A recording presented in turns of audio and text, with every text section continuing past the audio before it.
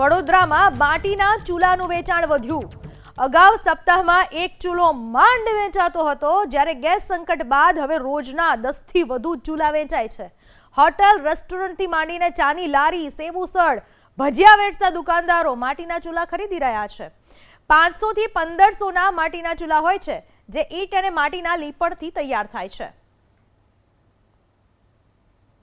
તો ક્યાંક સરકારશ્રી તરફથી એલપીજી સિલિન્ડર ટાઈમે કદાચ કોઈ સંજોગો વસાત 1-2 દિવસ પ્લસ માઇનસ મળે તો એ લોકોનું રોજિંદું જે ધંધો છે એ ડિસ્ટર્બ ન થાય અને એમનું બી ગુજરાન ચાલુ રહે। એની માટે અમે પણ રાકેશભાઈ પ્રજાપતિને આવા બીજા 3 એનો અમે ઓર્ડર આપ્યો છે કે અમે જ્યાં જ્યાં સેવા આપીએ છીએ તો એ લોકોને બી આ યુઝ થાય ને અમે રામરોટી સેવા કાર્યક્રમ કરીએ છીએ।